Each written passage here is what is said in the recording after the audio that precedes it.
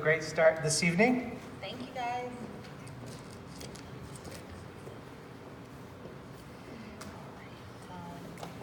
Next is the Standardized Assessment Peer District Analysis for winter 2020. Who's up?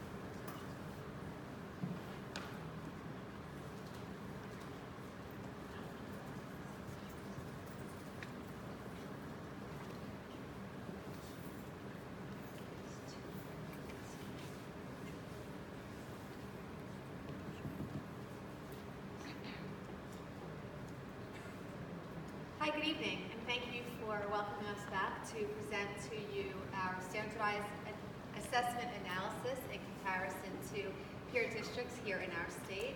This is a summary of various standardized assessments that our students participate in grades 3 through 12.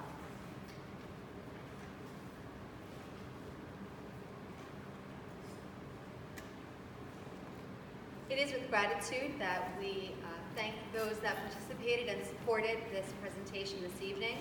First, we begin with our students for their commitment to their studies, Holmdel's educators for their commitment to our students' achievement and their well-being, our supervisors and administrative team for their leadership in developing this presentation and the professional development of our teachers, and finally, of course, our parents and the Board of Education for their support of their children and our educational programs. The focus for tonight's presentation is to improve the district's rankings in local and national publications, as well as to evaluate the overall health and wellness of the district in relation to our peer districts.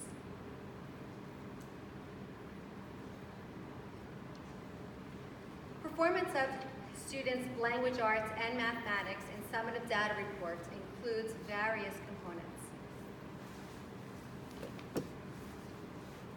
Here we will explain to you the comparison of Holmdel's data year over year, but as well as we'll use scatter plots in order to demonstrate our performance as well as those of other districts. In this presentation, we will reference the DFG, or district factor groups, for which districts are identified according to the New Jersey Department of Education. These DFGs were developed in the years 1990 and 2000 in correlation with the census data.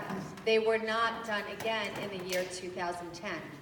They are based primarily on socioeconomic status and factors listed up on this slide above.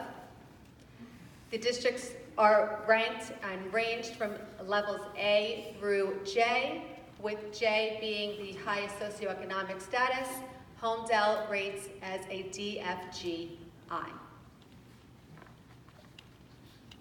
So when we identified districts to compare to, we looked primarily at other I districts in our district factor group, and we tried to identify several that were of the same size as our district as well, with regard to total population of students. We also identified several other districts in which we find ourselves typically being compared to that, while they're not part of our DFG and therefore not considered peer districts, they are other high-performing districts that we like to be aware of what's happening in those districts as well as we're often compared to them.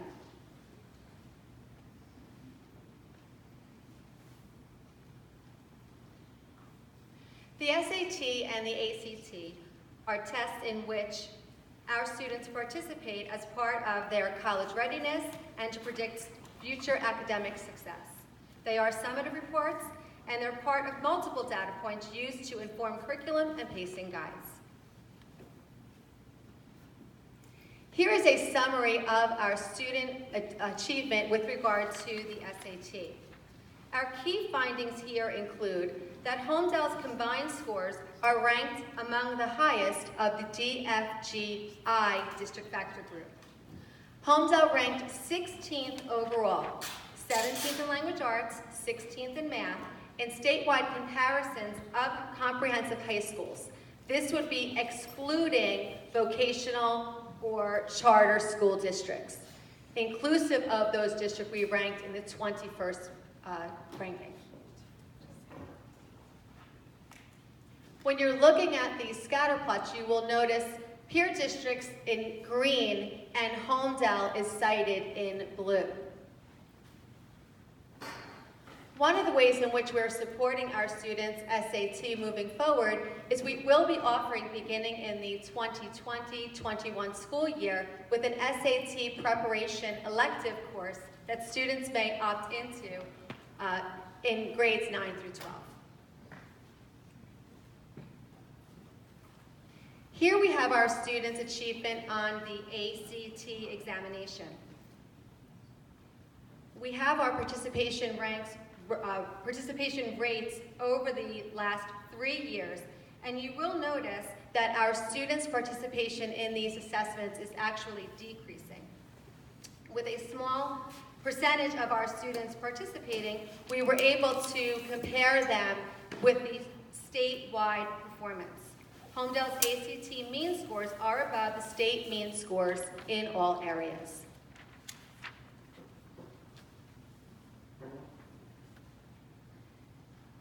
The advanced placement courses is an area in which we focused a lot of our attention based on this being a primary component in many publications' rankings, as well as our overall evaluation of our high school programs. The AP program was created by the College Board, which offers college-level curricula and examinations to high school students. American colleges and universities may grant placement and course credit to students who obtain high scores on the examinations. The AP courses are considered as challenging as introductory college courses. Sometimes college will award college credit for earning a high score. They demonstrate to college admissions officers academic rigor and strengthen a student's transcript. They also boost students' GPAs. This chart demonstrates the total percentage of students participating in AP tests by grade level at our school. In 2019, we saw an increase of students' participation in AP tests in grades 10 through 12, and a 5% overall increase in AP test participation school-wide.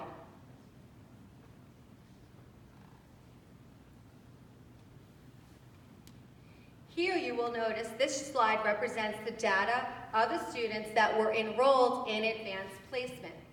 In 2019, our students participated in almost 100 additional tests than they had the previous year. Also in 2019, of the students that tested, you will know that 82% earned a passing score of 3 or higher.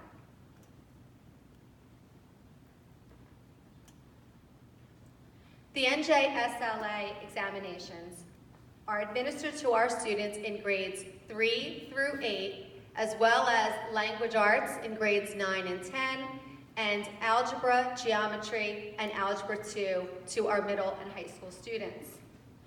These assessments are assessing students' progress toward college and career readiness through mastery of grade level standards. They too are summative reports, and they are part of multiple data points used to inform curriculum, pacing guides, student placement, and course offerings. Our educational staff drills down into the subclaims and the standards in order to assess students' proficiency as well as provide professional development. We are fortunate to have with us tonight our supervisors of math and science and humanities in order to further review our students' achievement in comparison to their peer districts in the NJSLA.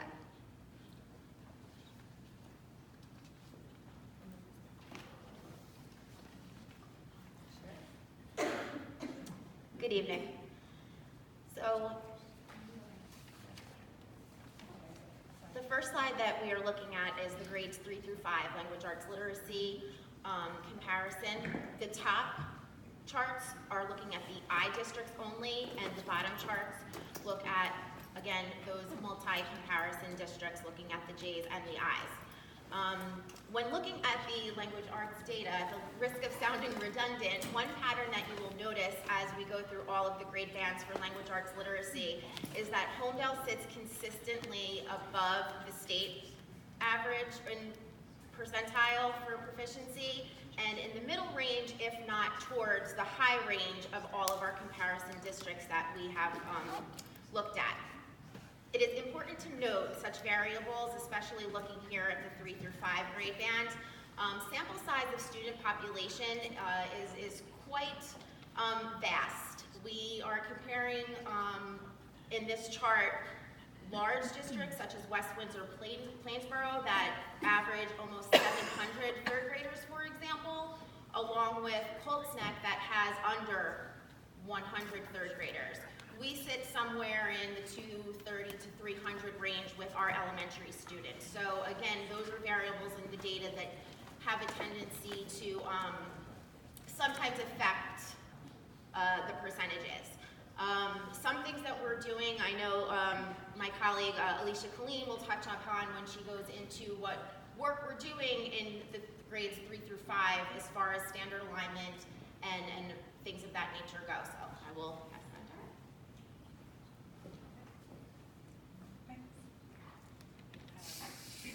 So, again, the structure is going to be the same throughout the presentation. The top row is going to be the district factor group I schools, and the bottom will include a greater number of districts, including those J's and other breakouts, especially when we get to the high schools. You have some districts that are K to 8 districts, and then the corresponding high schools that go with it. So you'll see those differences.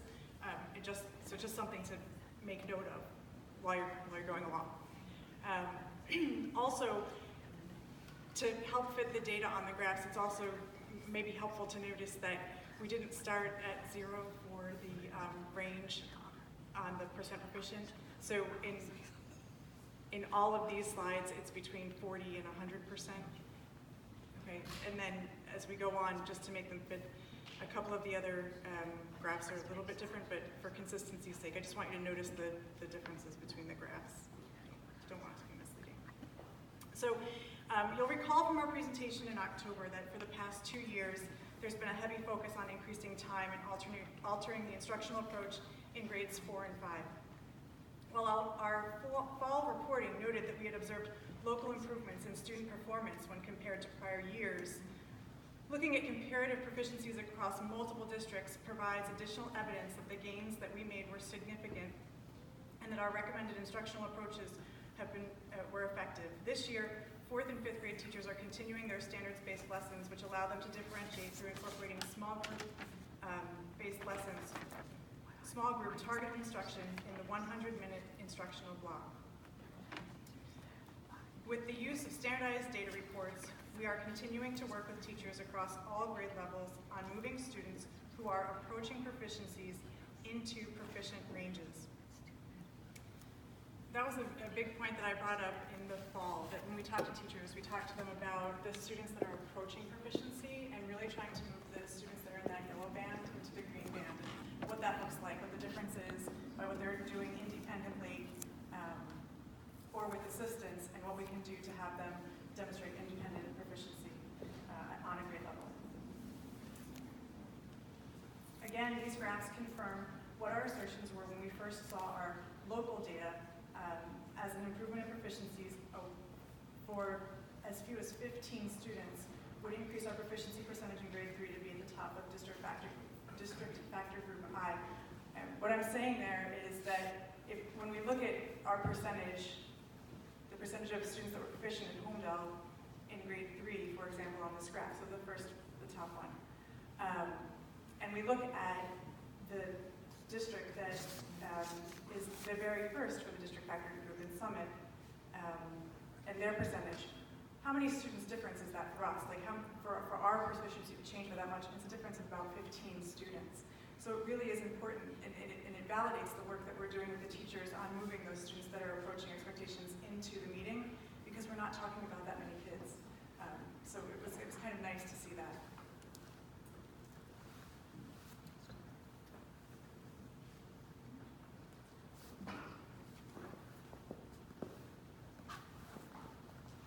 So once again here in grades 6 through 8, you will see that we fall towards the top in comparison with other districts, and again, we are way above the state average. One thing that we are continuing to do is offer a lot of PD on individualized, personalized instruction, and really we're very lucky when it comes to language arts that first, we have very talented students in our district, but also that language arts standards are seen in multi-content areas. So what we're really focusing on is increasing the writing and the reading comprehension and the vocabulary strategies in all of our grade levels. And really finding out what and when our students need to be successful. So that might not be the same standard for each of our students. So that's something that we're repeatedly working on. 6th through 8th grade is seeing advancements in present proficient. And again, we are very closely aligned with our peer districts.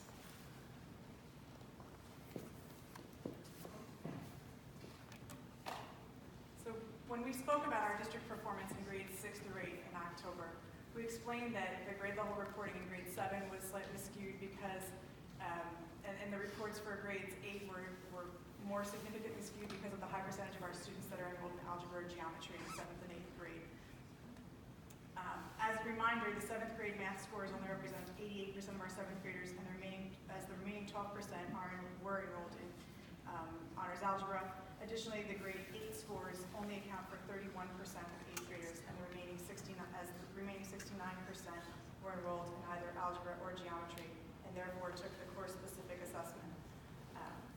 One additional point of note here is that it's not possible to see the difference between schools who have the majority of their students enrolled in Math 8 and those for whom algebra and geometry enrollment accounts for the majority of their grade level students. So you see some discrepancies, especially in 8th grade math, where some really high-performing districts that usually get top billings, like Chatham and West Windsor, their proficiencies are below ours. It just depends on the percentage of students that are taking algebra and geometry in 7th and 8th grade. So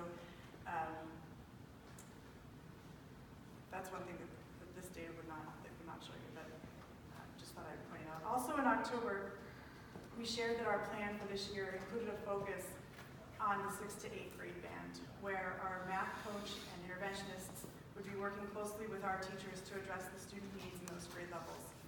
Again, this comparative data confirms that we're focusing our efforts in the right areas, and that our analysis based off of our local performance is supported with additional evidence when compared against other districts. Already this year, department meetings and professional development workshops have focused on topics such as data analysis, standards-based instruction, and Tier 1 classroom interventions for struggling students. So in our earlier presentation this year, it was mentioned that daily scores had seen the biggest gains. We're very pleased with how our high school students are performing. The 11th grade does not test any longer, which is different from previous years. The main thing that we really want to focus on at the high school is those transferable skills, focusing on the standards that students will see not only on the SAT, ACT, but also in college and career readiness.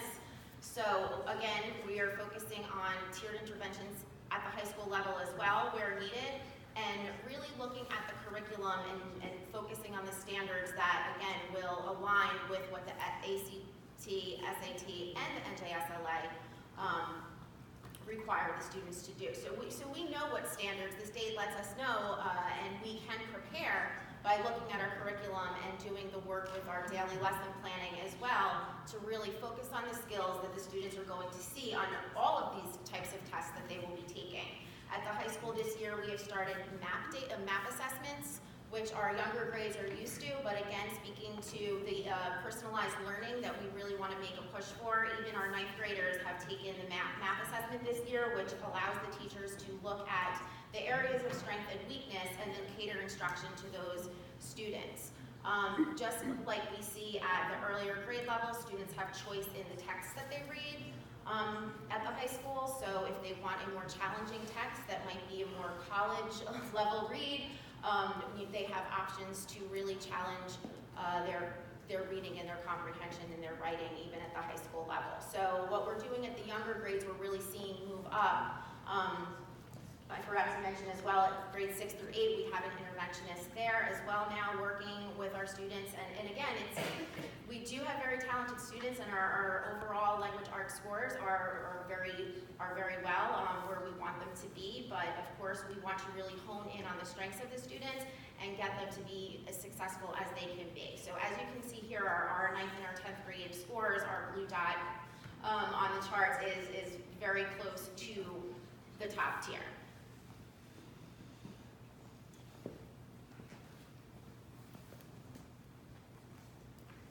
So this slide represents the course-specific proficiencies for comparative districts. So for Holmdel, our Algebra 1 and Geometry proficiencies represent both SATs and the high school students together. I tried to discern a little bit for you so that you could see districts that are only K-8 districts, and then really they're in yellow, and then the rest that are in green. Most of them are K-12 districts, although some to the far right with the lower proficiencies are just 9 through 12 districts. But you'll see they're the feeder districts for some of the K-8s on the left. Of note here is the success that our district has realized in providing continual and supplemental support to our Algebra 1 students, both while they are enrolled in algebra, and if they do not meet proficiency.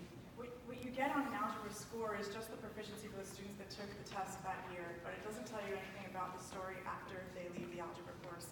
And we've done a lot of work to support our Algebra 1 students, especially since the passing grade on the Algebra 1 assessment is one of the ways they can meet the state requirement for graduation. And so we have added the Algebra 1 Lab Course to support students while they're enrolled in the algebra course. So they're taking essentially 2 algebra classes in a given day. One is the general class, and then the Algebra Lab follows that, where they're working with the same teacher, but going into content in a different way, making it more attainable for them. The next thing that we have as a support there is the algebra refresher over the summer. If students have demonstrated they weren't able to meet proficiency, especially if they were close, we encourage them to come in for a short summer course where we have the Algebra 1 teachers targeting key instructional standards for Algebra 1. The ones that the kids generally have the most difficulty with, and the ones that have the greatest impact for all of the topics in the course, and they personalize it based off of the students in the class and their results. So we've had a really nice, and then at the end of that summer course, they're eligible to retake the Algebra 1 assessment and hopefully receive a passing score. The third tier of support that we have follows students that may still not have met proficiency when they are enrolled in Algebra 2. And then they can take another Algebra 1 refresher during the school year, qualified to take the assessment again in the winter. And that progression has proven so successful that even the students that aren't proficient on the first go wind up being proficient, to the extent that this year we have no students that have to take the portfolio assessment for graduation requirements. We've successfully met the needs of all of the students with that progression. So more stuff that we're doing to support our students outside of just getting the passing grade. And then I would be remiss if I didn't start talking about the rest of the work that happens, and it really is happening K through 12 this year. Consistent with the work that's being done in the other grades, this year there's continued focus on standards-based instruction and data analysis during department meetings and PD days. Teacher leaders have presented to their colleagues to teach them how to use data and in a valuable and meaningful instructional way. And they've partnered up with peers to help make that process stronger. So there's a lot of stuff going on to build internal capacity, and the teachers are so strong with it, and they're able to resonate with their peers and really have a nice ripple effect throughout the faculty. It's nice to be able to see. So that's cool.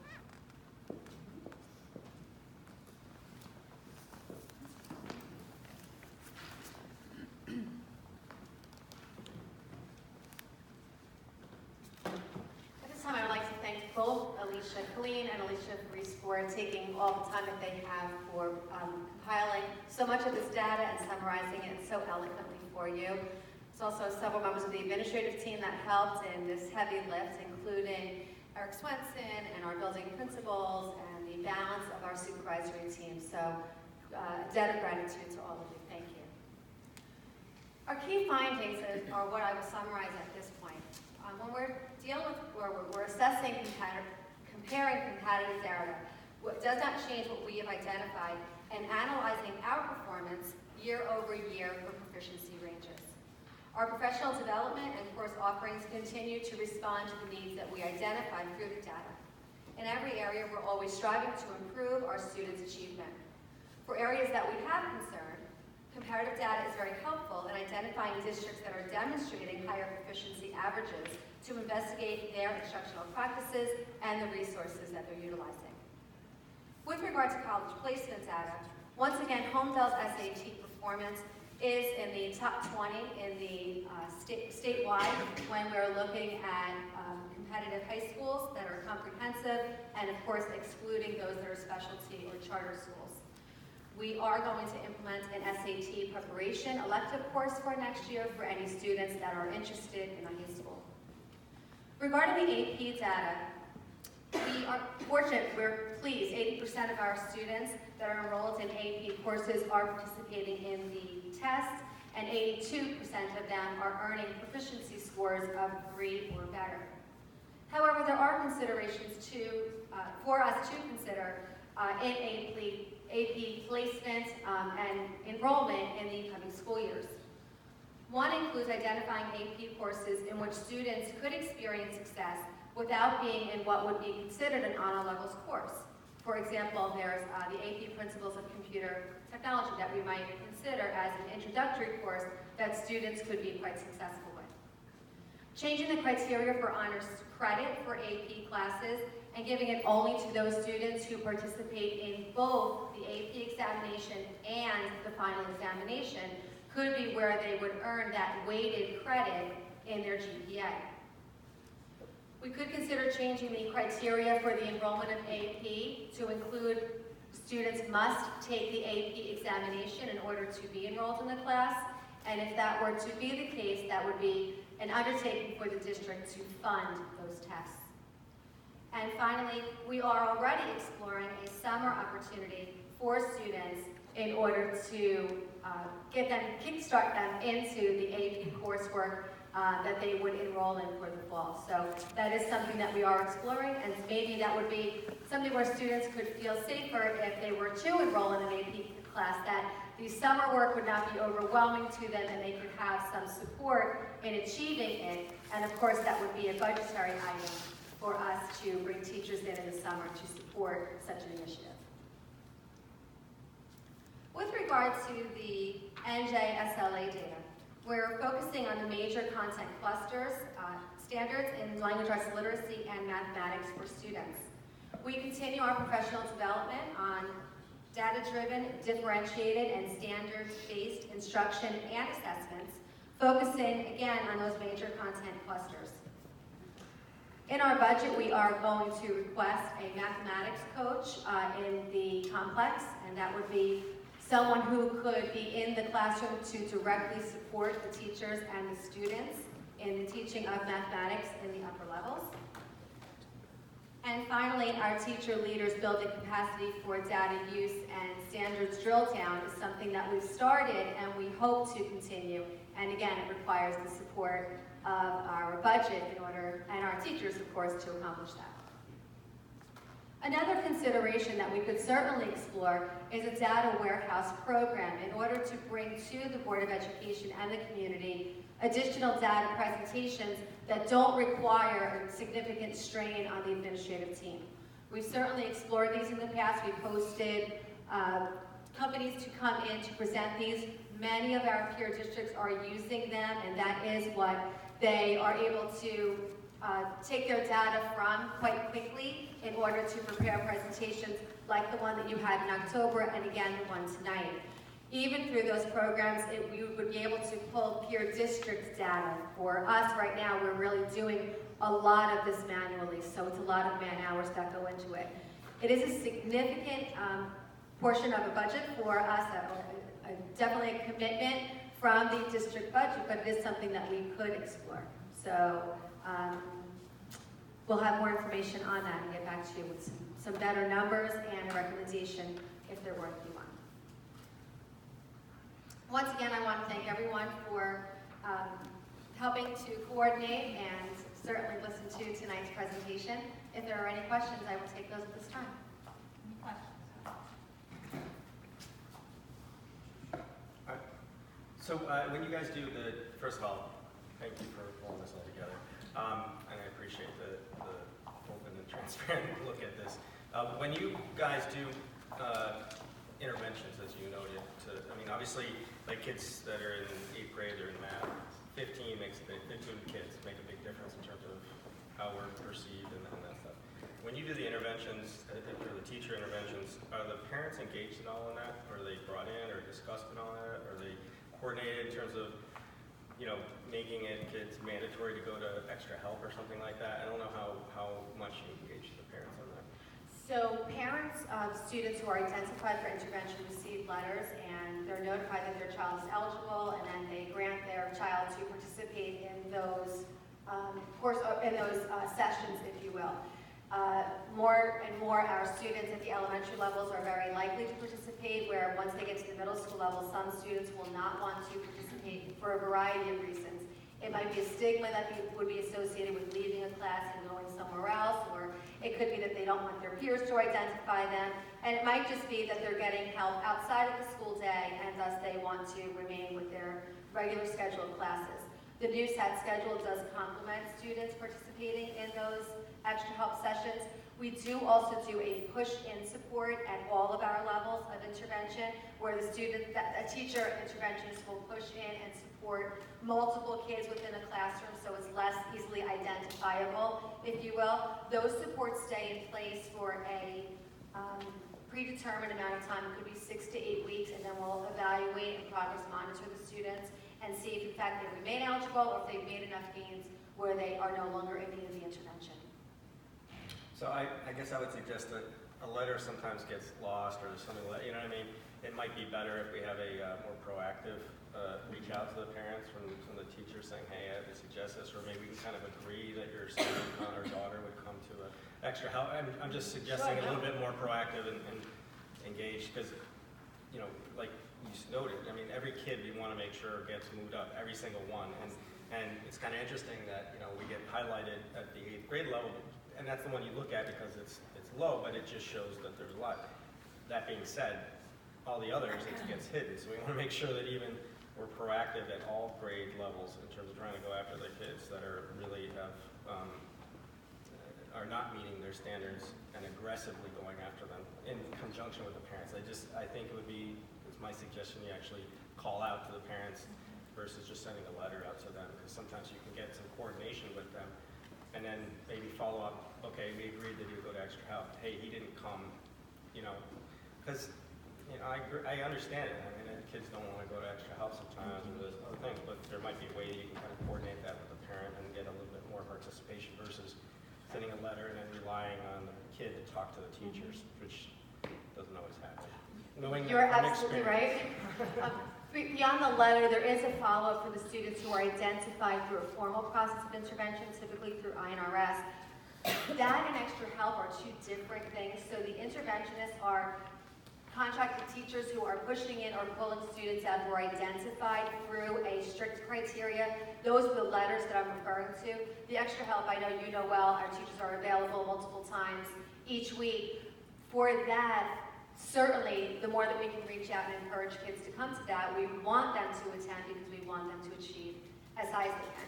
It looks different from teacher to teacher and from building to building, but I couldn't agree with you more on that. We want students to take advantage of those sessions, and sometimes that extra reach out in some capacity, whether it's a phone call or an email or something of that nature, makes all the difference in a student wanting to participate versus no one really knows what's happening when that's really needed. Right. Thank you. And, so thanks for taking the time. I know this has got to be a ton of work. And I know sitting here the last bunch of years, I mean, we struggle, we try so hard to compare 3 through 5, 6 through 8, 7 through 11. And the thing that, if anyone looked at these slides, there's one slide, Cold Snack is number 1 in 3rd grade. Then they're last in 5th grade.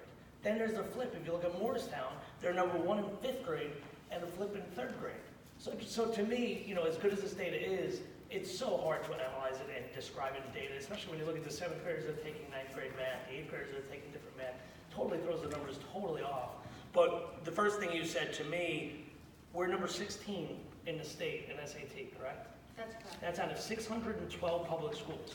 Yeah, So you those can are say that's, comprehensive high schools, just to be clear, that is not inclusive of the vocational Right, school exactly. districts or charter schools. But that's 612. There's 612 public schools and about 780 or so total schools, high schools in the state. That to me is an apple-to-apple comparison. And then if you add in the percentage graduation, the seniors that graduate, then the numbers that go to four-year colleges, and then the numbers that graduate. To me, those are apples to apples with any district. All this other stuff, there's so many gray areas that it's really like, like I said, those, Cold Snack was here, and on the next grade, they were at the very bottom. And Morristown was totally flipped. So, so thanks for your time, and, very, very pleased there's an SAT course coming. To me, that's massively huge. I'm sure there'll be plenty of parents that still taking, pay to have another SAT course, but at least giving it the opportunity to those children to take it, I guess, in 10th grade or the beginning of 11th grade, whatever they do it is. That's our thoughts. I presume you're going to sell out. That's what I would hope.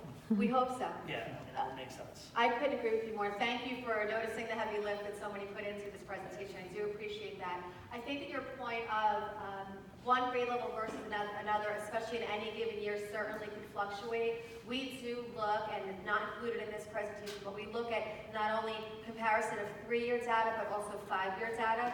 One of the noticings that we had kind of in the background is our growth in the past 3 years exceeds the growth that we had had in the previous 3 years as far as what our mean score growth might be and our percentage of proficiency overall when we're looking at multi-year. That's oftentimes a little bit more reliable than when we're looking at year to year. So those are good points. And certainly the SAT is one that we can be very, very proud of. To be in the top 20 in the state is something that is remarkable, and that is certainly... And you can't dispute that.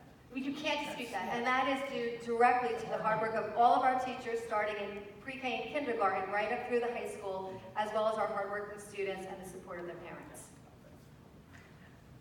One of the things, and everyone, thank you for coming tonight. Thank you for, just so everyone knows, we had a preview of this presentation last week. Dr. Seeley presented it to us and was able to get immediate input from the entire board, because we are now meeting for all curriculum instruction meetings as a committee of a whole. So we all came here last week and met together and had an opportunity to get a preview on this report, which was, I think, helpful. I hope it was helpful in It was giving you some extremely feedback. helpful in helping us to appreciate what it was that you wanted to see. We certainly were able to gather a lot more data in a very short period of time. We probably could have even done more if we didn't have the PD Day and CUSAC yesterday. But nonetheless, it helped us to better focus in on what we could convey not only to the Board of Education, but certainly to the public with regard to our students' achievement, and that in comparison to peer districts. I will post this presentation on the CNI website for everyone to And take a look at. the one thing that I know we talked a lot about during the last meeting was the AP, and I noticed you referenced it, so hopefully at the next, and that's why I just kind of want to preview it for everyone, like at our next CNI meeting as a committee of the whole, can we start bringing to the board some of the policy recommendations that are surround the AP. I know in the budget process we'll be talking about the SAT, so to the extent you want to talk about it, that I think that would be good. I really think also, I think we need to also really still be talking about, like, I think you could see all the math, the changes with those math scores with the time change here, with extending the period. We really need to be still, like, telling everyone about that, because I think that has had a huge impact on these scores. So thank you for doing that. A lot of work. You know, there's a quiet hero in the back of the room too who didn't get to present, Mrs. Rubel, who really leads our interventionist program, but also is our math data guru, and who works feverishly in creating or helping us to create these the rosters, the classroom rosters, which are also making a really significant difference in our achievement. So she's back there in the back of the room and in her usual quiet place, sort of supporting us all. So thank you to her too. Do you have something I was just going to say two things. One, I did want to echo the comments of Vicki that I really appreciate that you took the feedback, went back, made changes, was listening to what we were saying at the committee of whole, and I think that's really important. What I wanted to ask as an additional element, as again Vicki was talking about AP policy, I think I'd want us to also think about and taking into mind what's going on at St. John Vianney, where they actually have students taking classes that immediately translate into college credit because they've worked these arrangements with other local colleges.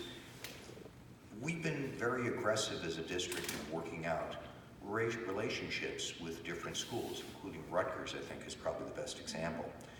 I think the next step for us is to use AP classes as a bridge for guaranteed credit at local colleges, so that when our students take it, they know that if they get that 3, 4, or 5, if they go to Brookdale, they go to Gregorian Court, they go to Monmouth, maybe even Rutgers, Rowan, Keene, they're going to get a credit. That there's an absolute correlation. And I think we need, as a district, to start thinking in that manner, because what you will do is you will increase participation in AP, but more importantly, you can make it more structured. You were kind of referring to it earlier about one of the classes that maybe could be a replacement for another class. If we actually had a curriculum that was starting in 9th grade that involved AP classes, and kids were taking certain AP classes that then would lead into, at the end of graduation, a half year, a full year's worth of college credit, I think that would be very strong. And I think it would be something that would be a great differentiator for us as a comprehensive high school. Thank you. Just one thing I forgot to mention, the data warehouse thing, I think I'd definitely be in support of that, and something that I hope we can really aggressively go after and try to do as soon as possible. Yeah, if you could get the, was that when you said like data warehousing? Whatever, I think we definitely have to present it at Budget and Finance. Yeah. So it's To rapidly. understand those costs. As rapidly, I mean, I think we could try to get that implemented, and even if it's not in our budget, maybe we can ask HFE or somebody else to possibly participate in that, because I think it'd be a good opportunity. The other thing I just want to emphasize, you might want to ask the public for inputs on AP based on what they heard from the CNI thing in terms of whether we make the AP courses mandatory or the test taking mandatory or not, just to get some of their input as well. So Yeah, I mean, actually, we could talk to the public, we could talk to the students. I think at that point, I think students' voices are important on Yeah. that issue. I mean, they are trying to save their parents money by taking an AP course, right? But, No, but I think it's good if we get, because those are some of the things that we're discussing as a board in terms of whether to make it mandatory, whether to have, participation, how do we improve participation in AP courses, because that improves our school rankings and that stuff. So I just want to encourage if anybody in the public's listening to this, or if you guys are here today, please give us your feedback or comments or thoughts, because we're all considering, there's a lot of pros and cons with it, so thank you. I just wanted to say that one of the biggest problems with our rankings, or at least the well-known rankings, and we talked about this in C&I, was for New Jersey Monthly and U.S. News, which are some of the biggest rankings. The problem was that we didn't have enough students. If it was a problem, the big issue is, do we have students? It's trying to get every student to take at least one. It's not that we probably have a lot of kids that take many, but it's, can we get every child, if it's possible, every student to take one test and pass that test. And if you're just talking about rankings, that is the thing that's going to help us tremendously with U.S. News and New Jersey Monthly. So it's just something to consider. And I also wanted to thank you so much for the job you did and for coming in and presenting to us. It's extremely helpful. Thank you. Anything else? Seeing none? Thank you, everyone. Thank you so much for your presentation, your time tonight, and leading up into tonight. I appreciate it. Next is the auditors, correct? Yes. So now we're going to hear about our 2018-19 CAFR report. We have new auditors this year, so at this point in time, they're going to take the mic.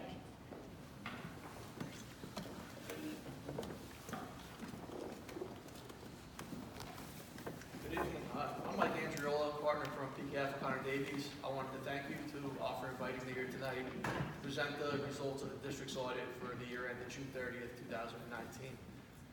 Before I really get into the results, I just wanted to give you a little overview as far as what the audit really entails. We have a team of approximately 3 individuals out in the district for about a 3 to 4 week period performing testing. And then after that, we go back to the office and write the report and clean up our audit work papers. So there's a lot of hours, a lot of effort, and a lot of time that gets put into this audit. One thing to note, it's not an audit of just the business office. It's an audit of the entire district. So the way we start the process is we identify all the significant processes that the district has, and we identify controls and test those controls to make sure that those processes are effective. And the reason we do that is because we obviously can't test 100% of every transaction that went through the district for the entire year. So the theory is, if you took a sample of transactions throughout the year and you looked at the controls behind those transactions, and those controls were operating in a manner which allowed the transaction to be processed effectively, accurately, we can conclude that based on that representative sample size that the rest of the population was processed in a similar fashion. So it's important to kind of be able to do that to get a good feel for the transactions throughout the year. So not only do we test controls over the major processes such as cash receipts, cash disbursements, payroll, but we also do a very extensive testing over your controls and your compliance for your grants, for your state and federal programs. Then after that, we do some special tests. We test some of the major areas of your budget, such as health benefits and major utility bills, things of that nature, where we try to do a 100% test, where we make sure that 100% of the dollars spent in those areas are all compliant. With all that testing, we were actually able to give our opinions. And we gave an unmodified opinion, which is a clean opinion on your financial statements, so the numbers are all materially accurate. We did not identify any significant deficiencies or material weaknesses in internal control. And regarding your single audit, we gave a clean opinion on both your federal and state major programs. So you got the best 3 opinions you could possibly get. It's a clean audit.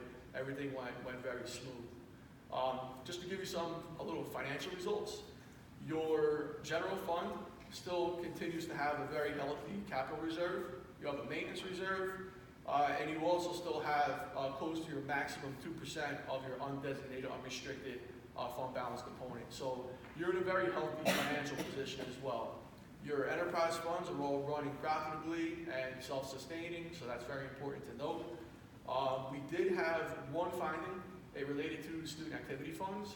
It wasn't that anything was misspent, it was really a recommendation to ensure that cash receipts are deposited a little more timely. I mean, out of all the testing we did and all the items we went through and all the hours we spent, to come away with that, magnitude of findings is impressive. I have to give credit to Mike and Danielle and the entire, business office. We made a ton of selections. They were very professional. The records are very detailed. Everything is reconciled properly, timely. They really put a lot of effort and a lot of passion into the work that they do. And I think that's really reflective in your clean audit and how your district is run. So I would have to tell you, you're in very good hands. You just don't take it for granted.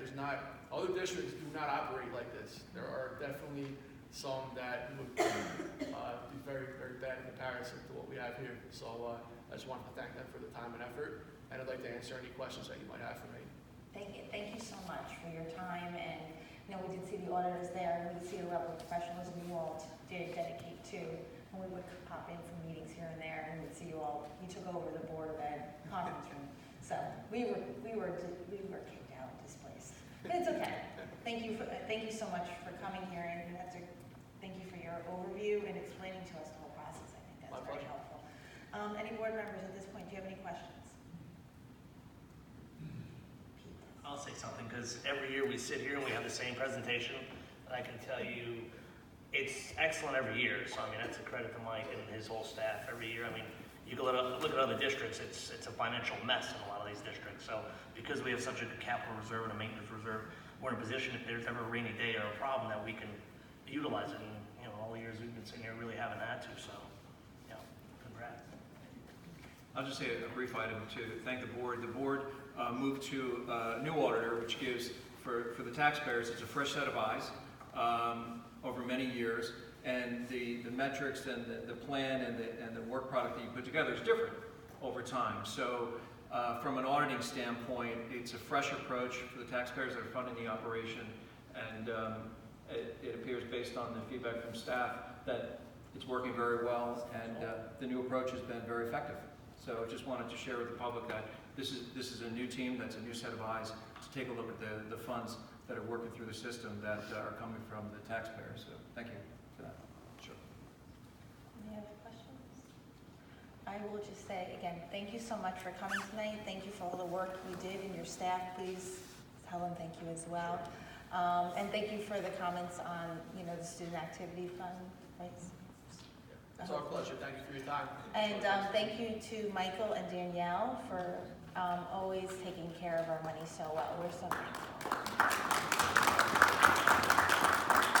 It makes it a lot easier to sleep at night. Enjoy the rest of your evening. Thank you. Thank you so much.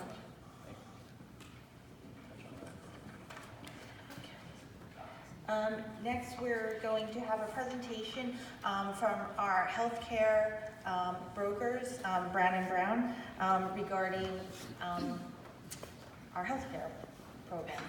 Mr. Wall, do you want to introduce